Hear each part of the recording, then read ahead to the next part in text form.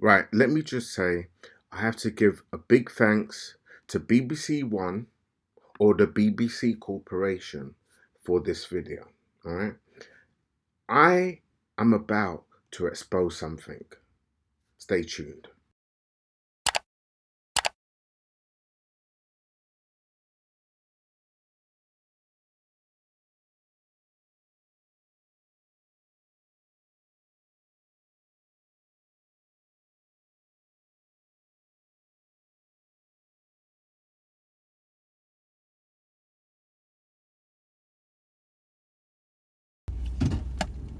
Hey guys, right, I'm back. This is basically gonna be breaking down some stuff. Now you guys are gonna see this thing. This is absolutely shocking. It might be shocking for some of you guys. It's not shocking for me because this is as I said before, I've studied charities, I've studied trusts, I've studied some law, okay? And I sort of know how these things work. And I've been going to church for years. Now, I do apologize. It's a little bit shaky at the moment. But you guys are going on a journey with me, right? And the journey is going to take you to a place that I'm hoping that your eyes will start to be open, all right? And you can start to identify some of these, let's just call them for what they are. Scams, fraudsters, right? At the expense at some of the most vulnerable people in the world. And these people who are scamming some of the most vulnerable people in the world are some of the most people, they're actually using God and Jesus to be able to get away with these scams, you see, all right? So we're going to take a little journey and I'm going to show you how these so-called charities, how charities rob you, right? And scam you in the name of God, believe it or not.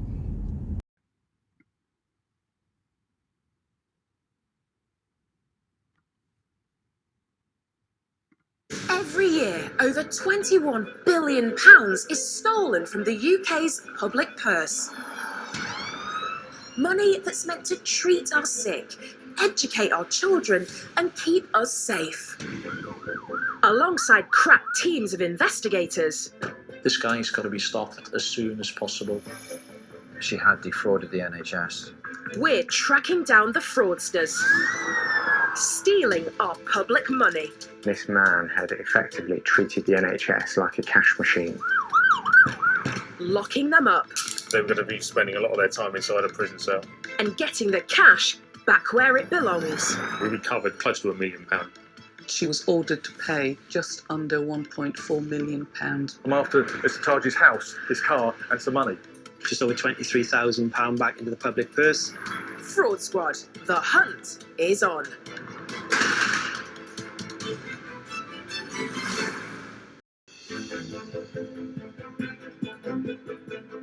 If there's one place you shouldn't find fraud, it's in a church.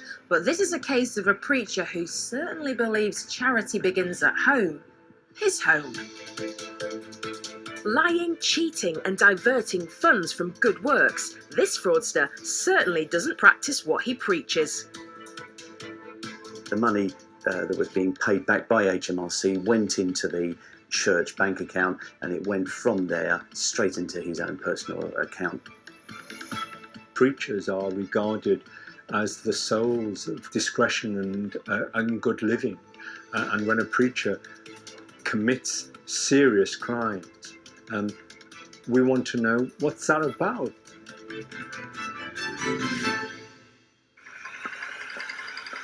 Mick Randall is a champion in international fraud investigation, with over 23 years of experience in the public and private sectors. He's worked all over the world. There is literally nowhere fraudsters can hide from him. And to understand what's going on in the fraudster's mind is Professor David Cantor, world-renowned for his work exploring offender profiling.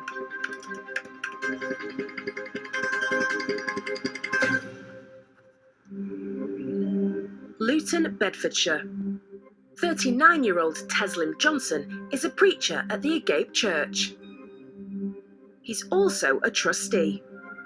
One of his roles is to claim gift aid for the church as a registered charity.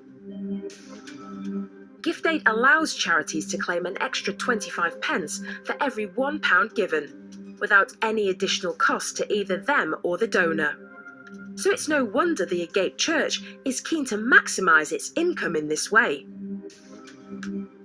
A gift aid is a UK tax incentive which enables efficient tax giving by members of the public in the UK. In order to claim gift aid, charities must ensure that a declaration form is filled out by each person who has given them money. It's not a difficult process, but someone has to do the admin, and that task fell to Johnson.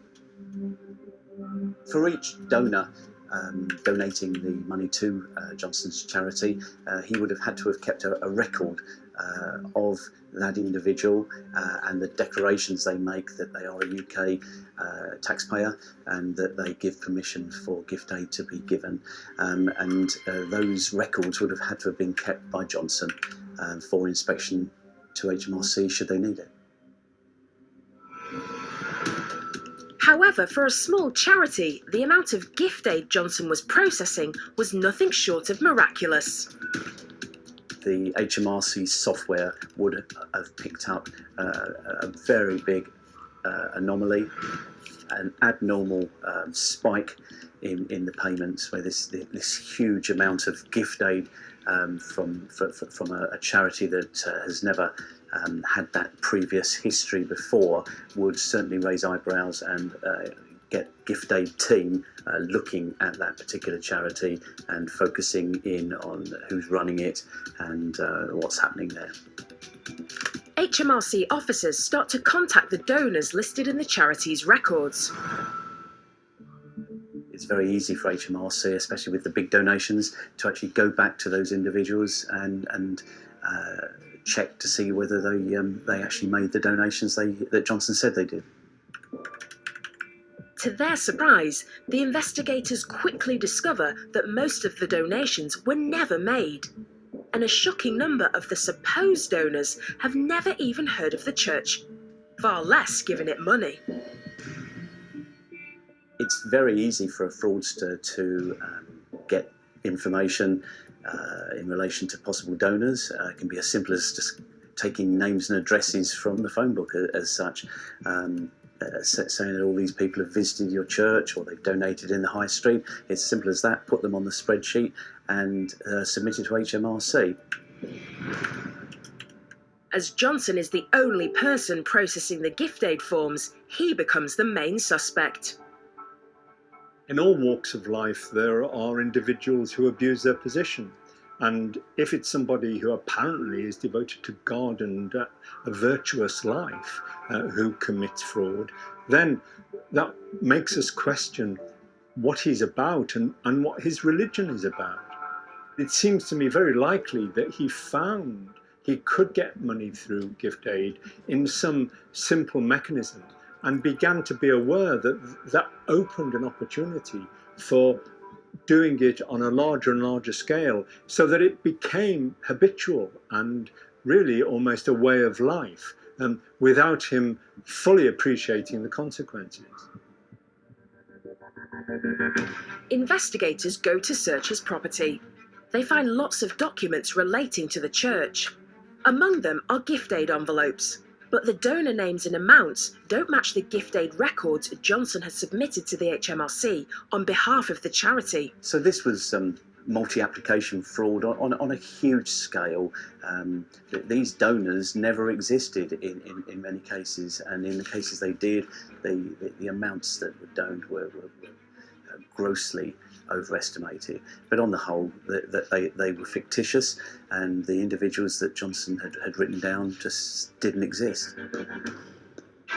In total, the church received gift aid payments of over £100,000, and with another claim for over 50 grand pending, the amount fraudulently claimed is now over £155,000. But has all this cash gone to help the church and its charitable good works? It appears not. The team quickly uncover that Johnson is the only person named on the church's bank accounts. There was no charity as such. The charity was the charity of Johnson himself. The money that was being paid back by HMRC went into the church bank account, but Johnson was the only person who controlled that account, and it went from there straight into his own personal account and was able then to be spent at will. It's time to bring in the police. He may have thought that he had a right to do it. He may well have thought, as many criminals do when they cheat an institution, that there wouldn't be any real victims, that it's a victimless crime. He probably didn't appreciate that he was stealing money that would be used for all sorts of things. The case goes to trial at Luton Crown Court in March 2018. Johnson is found guilty of fraud by abuse of position and money laundering. His sentence, 4 years behind bars. The Charities Commission remove a gate church from their register and disqualify Mr. Johnson from serving as a charity trustee. And while he languishes behind bars, the investigators are working hard to recover the money he stole from all of us.